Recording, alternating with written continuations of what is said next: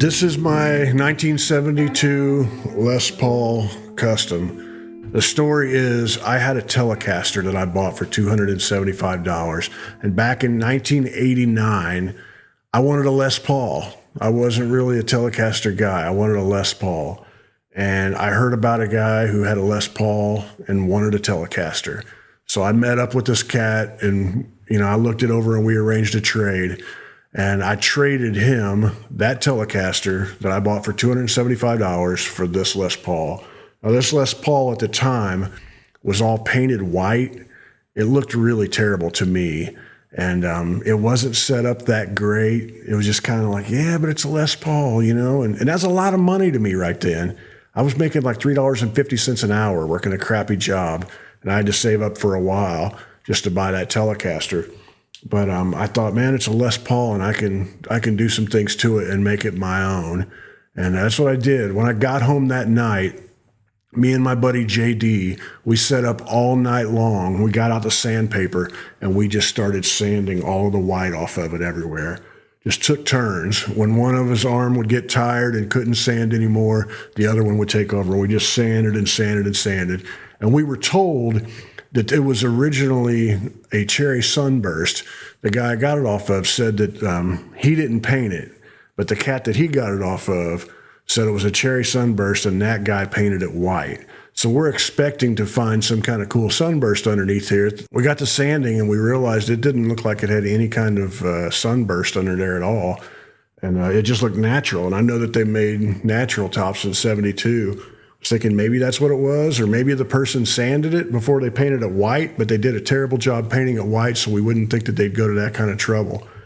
But either way, we kind of got the top sanded down and thought, hell, that looks good. Just leave it like that. Painted the back black.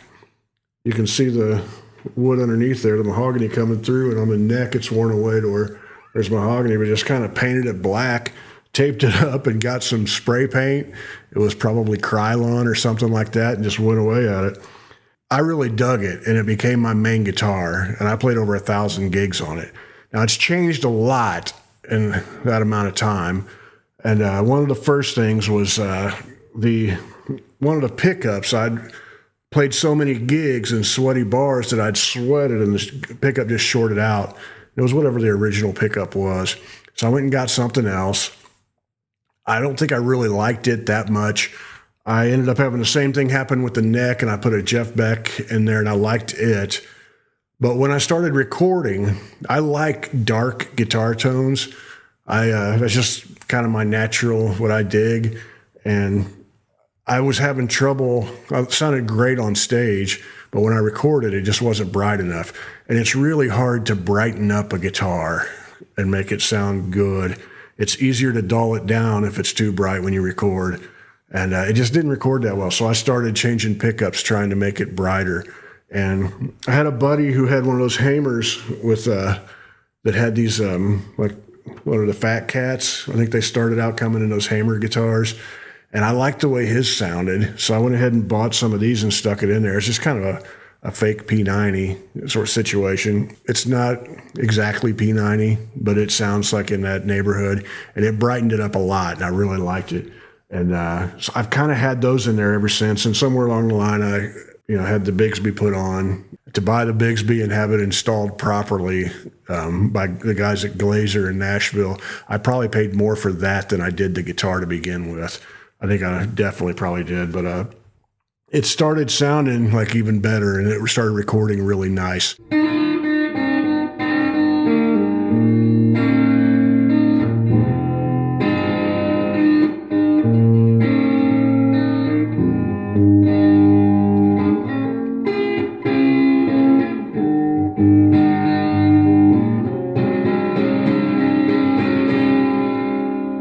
One problem I came into is I never used pedals.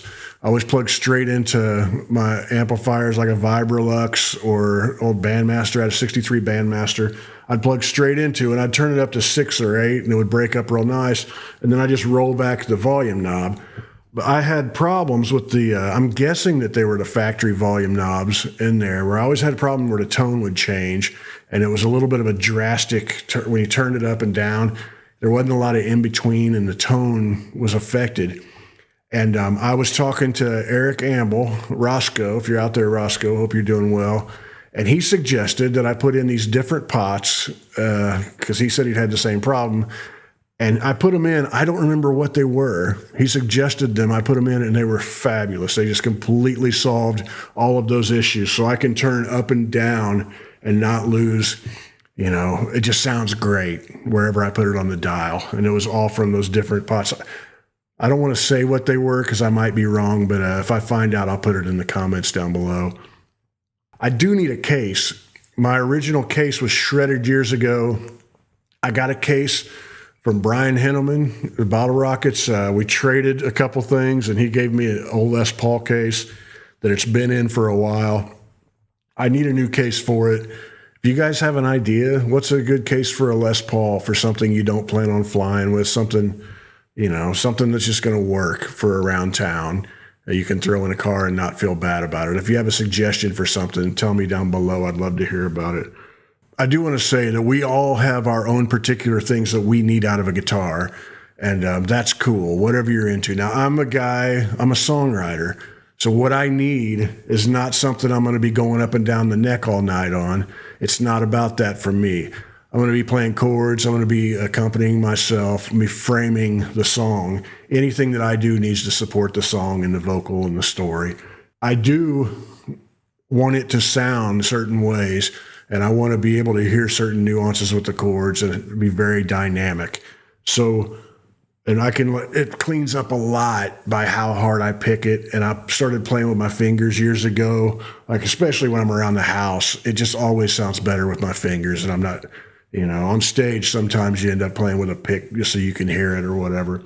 But so the upgrades that I've made are made to support that and to fit into the framework of what I need as a guitar player. Your needs are different, and that's cool. It's your guitar. Do whatever the hell you want with it. But the fact that it showed up just all messed up and painted white, you know, there's nothing original about it, so I didn't have to worry about destroying the value of something. And to be honest with you, $275 was a lot of money to me then. It's amazing what I wish I knew what guitars would cost. I would have tried to buy a whole lot more. But a 72 Les Paul did not seem like an old one to me in 1989. It just didn't seem that old. It was old enough. When I would see people with 59s or, you know, early 60s, those seem like old guitars to me. They still kind of do. So as the years go by, even though this thing is 50 years old, and I've had it, you know, since 1989, it's a long time for me to have it. This is I don't know, this might be my oldest guitar that I have, like that I've had for the longest time. There's probably some before that I just can't think of right now. There's a bunch of them in a closet that I need to deal with. But it's definitely the one that I feel the most personal connection to. You know, if you picked it up, it is heavy as all get out. When I was a younger man, that didn't matter to me at all. I mean, this is when they talk about a boat anchor Les Paul, this is one of them. And when I was a younger man, I just didn't even notice that I was, you know, a big, strong guy. And now when I strap it on, I can feel it after a little while. I mean, it's put my legs falling asleep, having it rest on my leg right now. But that's cool. That's fine.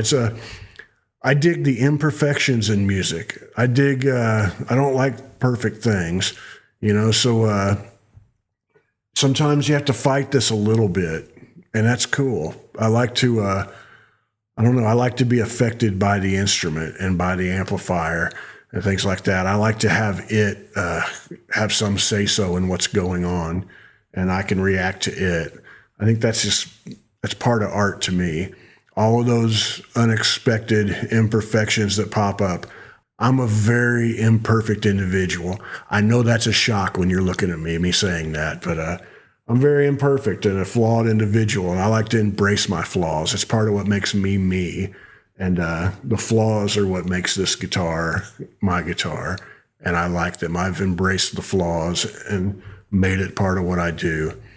But I'd love to hear about your guitar. Did you ever get a really great deal on one? And what's the one you've had longest? Tell me down in the comments, and I'll see you somewhere down the road. Much love to you.